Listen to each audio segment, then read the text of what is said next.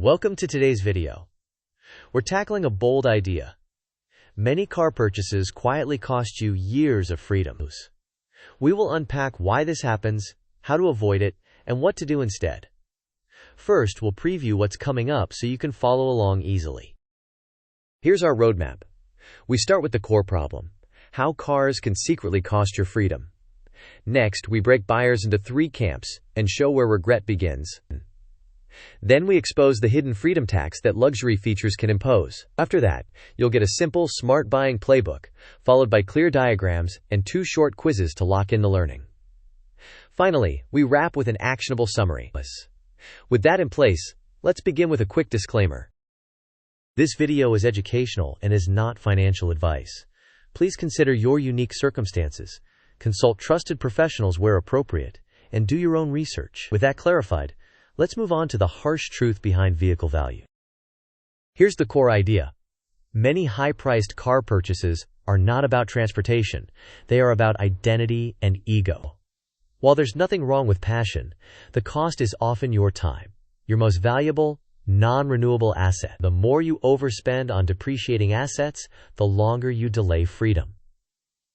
Now, to understand how mistakes happen, let's categorize buyers into 3 common camps. Buyers usually fall into 3 camps. First, utility. A reliable car focused on function, safety, and low total cost of ownership. Second, status. Luxury features and branding that emphasize image and comfort, often at a steep premium. Third, passion. Specialized performance or engineering for enthusiasts. These are typically expensive and highly specific. The biggest source of regret occurs when people mix goals, like seeking a utility car but paying status or passion prices. To avoid that trap, define your primary function before setting any budget. Next, let's visualize the hidden cost of choosing more car than your life truly needs. Here's the mechanism. If you define the car's function first, you tend to choose the appropriate budget and total cost of ownership, leaving more room to invest. More investing accelerates financial independence. If you skip defining function and start with your maximum affordable payment, you invite upsells, features, trim, and badges. This increases your payment and ongoing costs, like insurance and maintenance. The result is less investing and delayed freedom. Depreciation is the relentless, silent cost that compounds this mistake. Now, to make this practical, let's look at an illustrative 5-year cost comparison across the 3 camps. This is an illustrative, simplified comparison to show directional differences. Utility vehicles often suffer less total depreciation and carry lower recurring costs across insurance, maintenance, and fuel. Status cars tend to depreciate more in dollars and cost more to carry. Passion vehicles usually amplify depreciation and running costs further. The last row is a rough directional idea. Spending the difference instead of investing can delay financial independence by several years. Your actual numbers will vary by model, mileage, financing, and location. With the big picture in mind, let's visualize how timelines diverge when you buy more car than you need. This timeline contrasts 2 paths over a decade.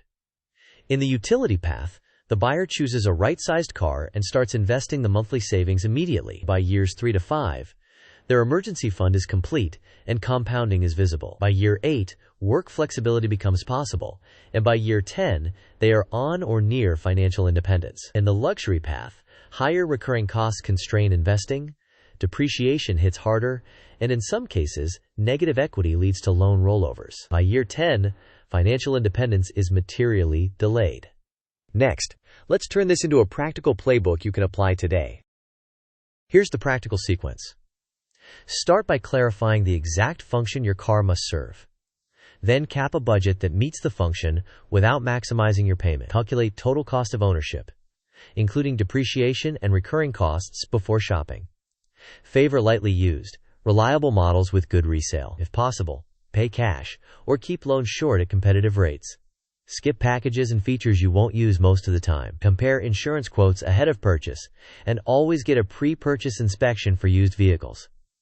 Finally, add a cooling-off period so emotion doesn't drive the decision. Next, we'll compare needs versus ego to help you self-check in the moment. On the left are signals you are buying for genuine needs: a defined function, a car that covers most real-world use cases, aligned total cost of ownership, manageable maintenance and insurance, and attention to resale value. On the right are ego triggers. Choosing a badge for image, starting with the payment you can barely manage, paying for features rarely used, extending loan terms to make a price seem affordable, and ignoring depreciation. Use this comparison as a quick gut check before committing. Now, let's broaden your perspective with a decision mind map. This mind map starts with car purpose at the center and branches into utility, status, and passion. Each branch outlines the dominant cost drivers. Utility emphasizes reliability and lower recurring costs, which support investing the difference and reaching financial independence sooner. Status and passion highlight branding, features, performance, and specialized costs, all of which elevate the total cost of ownership and tend to delay financial independence. The budgeting branch shows levers you control: cash, short loans, TCO calculators, and insurance quotes. The map clarifies how your upstream choices determine downstream outcomes. Next, let's test your understanding with a quick quiz. Question: what should you define first when starting your car search? Options are A, the maximum monthly payment you can afford; B, the specific function the car must serve; C, the fanciest trim within your pre-approval; and D, the color and wheel package. You may pause the video now to think about the answer. We will discuss the answer in the next section of the video. The correct answer is B, the specific function the car must serve. Defining function first prevents mixing goals and overpaying for status or features that don't materially improve your life. Next, here's another quick question to reinforce the freedom tax concept. Question: which is a strong sign you are paying the hidden freedom tax? Options are A, you shopped insurance quotes before buying; B, you rejected features you will not use most of the time; C, you extended the loan term to afford the premium trim; and D, you chose a reliable used model with strong resale. You may pause the video now to think about the answer. We will discuss the answer in the next section of the video. The correct answer is C, extending the loan term to afford the premium trim. This often signals you are prioritizing image over total cost and time. Shopping insurance quotes, rejecting rarely used features, and choosing reliable used models are generally healthy practices. Now, let's cement the key ideas in a quick list of takeaways.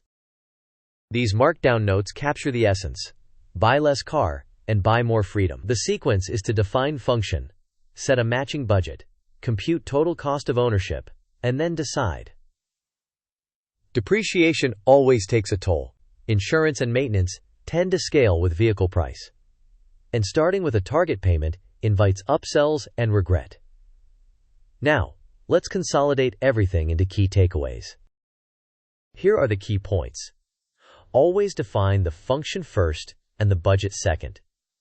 Do not start with a maximum payment. Focus on total cost of ownership, not just sticker price. Depreciation silently drains wealth. Recurring costs tend to scale with the purchase price.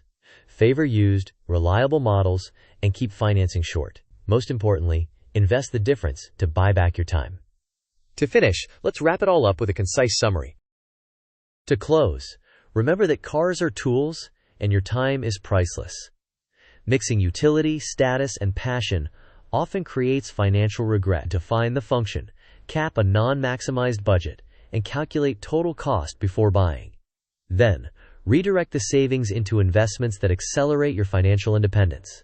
Choose experiences and security over labels. Finally, let's end with a quick thank you and a creative call to action. Thank you for watching. If this video helped you, please like, share, and subscribe. In the comments, share your best car buying wins or lessons so others can learn from your experience. See you in the next one.